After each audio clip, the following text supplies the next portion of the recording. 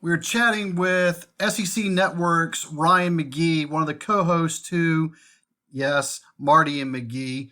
Ryan, I mean, it's that simple. I like that pause. I get that a lot. Be like, oh yeah, Ryan, Marty, and McGee. Yeah, that show. So no, I take it as a compliment. That's awesome. I don't know how else to oversimplify it, so we're just going to keep it as is and face value. Yeah, I mean, the people who listen to me and watch me know what you are and who you are, so why go further? But anyway, thank you. And I want to just jump right into things, and I think you'll see where I'm going with this in a second after I explain it out. The fans watch football with the ball and they follow the ball through the play. Coaches and analysts watch it from, maybe a certain position point of view or a matchup point of view. If you know anything about you, you've made more than one reference about your dad being an official. Yeah. So my question to you is, how do you watch the game, and does that influence how you watch it?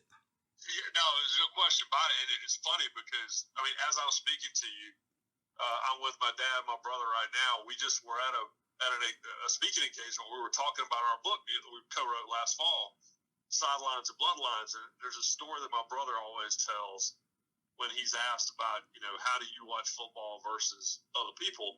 And he went to Wake Forest. And several years ago, Wake Forest played in the Orange Bowl. And my brother and his wife went down, and he said he had the worst seats in the stadium. And he's sitting on the top row of the upper deck.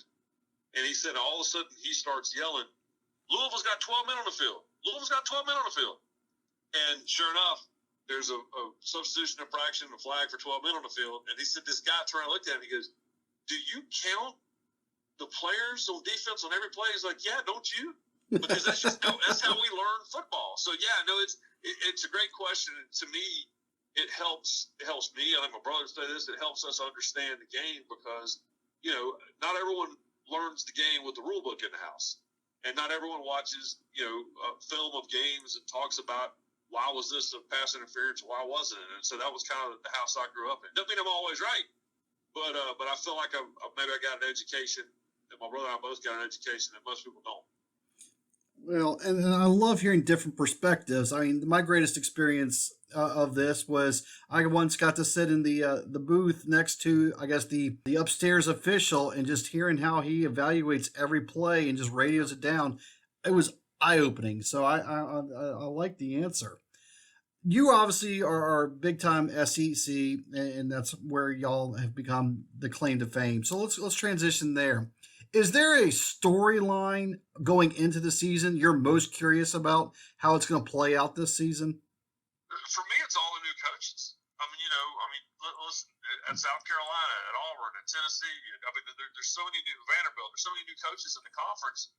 And when we went into the 2020 college football season, the one thing we all agreed on, we might not agree on how the schedule went or how many games the teams should play, but the one thing we agreed on was, well, there are not going to be any coaching changes because the finances are so screwed up and there's no fans in the stands and the revenue's not what it is, and they're just not going to take the hit.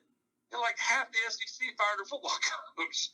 And so to me, that's always fascinating because when you talk to the new coaches at spring practice, like I talked to Shane Beamer of South Carolina, I've known Shane forever, and they'll say, oh, everything looks great, and we got this, and we're working on so and so, and then when we see them at SEC Media Days in July, oh, this and that, so and so, and everything's happy and great. But when you talk to them now, like the first week of June, they'll really be honest with you, and they'll say, man, I don't have a center.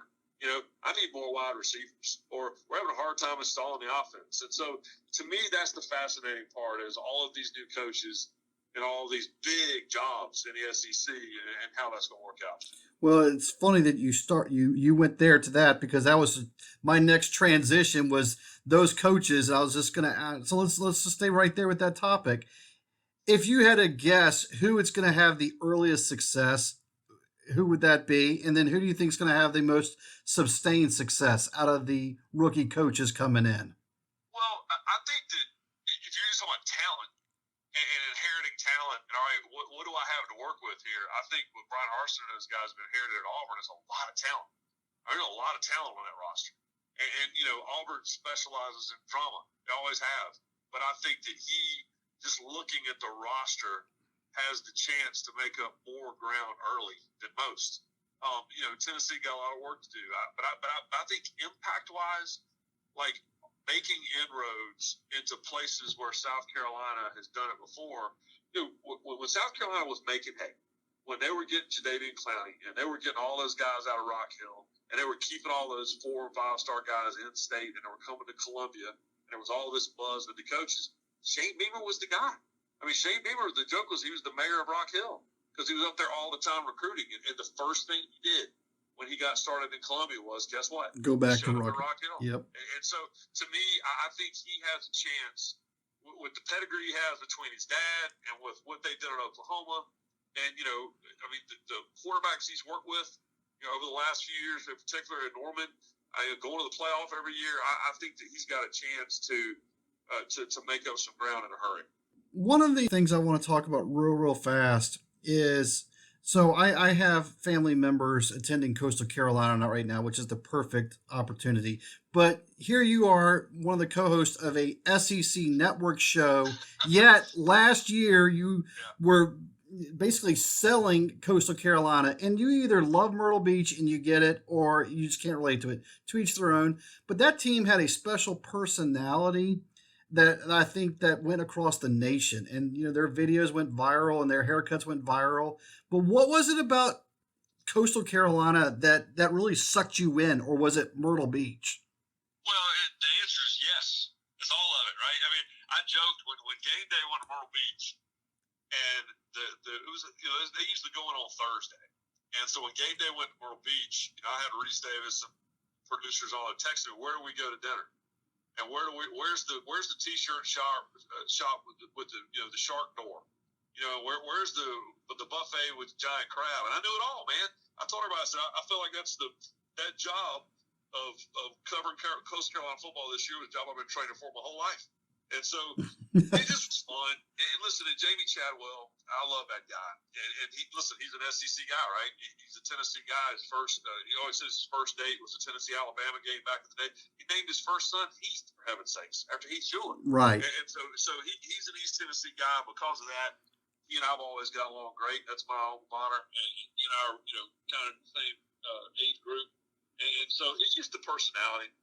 And that team took on the personality of. I mean, listen, that coaching staff is a bunch of guys from East Tennessee who are all my age in upstate South Carolina. Well, I graduated Travis Rest High School in the late 80s, and I graduated University of Tennessee in the early 90s. Those are my dudes, man. And so it's no surprise to me knowing who those guys are, and as good a coaching as those guys are, coaches they are, that they would have the players with the mullets, that are playing lockdown defense and a funky offense. And but listen, I've only sideline reported 2 games in my life, and they've both been at the same stadium, and they're about a month apart. And the first was the BYU Coastal Carolina game, which, in my opinion, greatest game last season. It is the best regular season game of the year last year. Absolutely. And then of course Myrtle Beach Bowl. So yeah, I mean it's if you hang around long enough, it comes back to you, man. And when they're like, hey, where's the seafood buffet? You want to talk about football? Heck yeah. Ryan, this has been awesome, especially since I'm sort of biased towards Coastal Carolina as well, since I help cover some of their games. But I do. And listen, the AD, Matt, I've known Matt since college. Matt was one of my best friend from high school, was one of his best friends in college, and so it's just good. It's so much fun to watch good people have success. Well, I'll share, and that's a good group of people. I'll share something with you after I stop recording. But one final question, if you don't mind. You're famous for your bottom 10. Can you put one team in your bottom 10 right now going into the season? Maybe even number 130. Well, I mean, listen, Kansas is always slam dunk, and they obviously they've made changes and all that. But at the end of the day, I've been doing the bottom 10 for almost 10 years now. And I have teams Coastal was in there for a minute when they first made the move up to the big time. And, I have teams that I love to watch, and I really love it when they have success and they graduate and move on. And then there's the teams that have never graduated and moved on, and Kansas is that team. So the Nayhawks, as I call them, that's a pretty easy bet every year. There you go. This has been Ryan McGee of SEC Networks. Well, I guess you're an ESPN senior writer. How about that? ESPN senior writer Ryan McGee. So Ryan, thanks so much. Hey, you call me whatever you want. I appreciate it.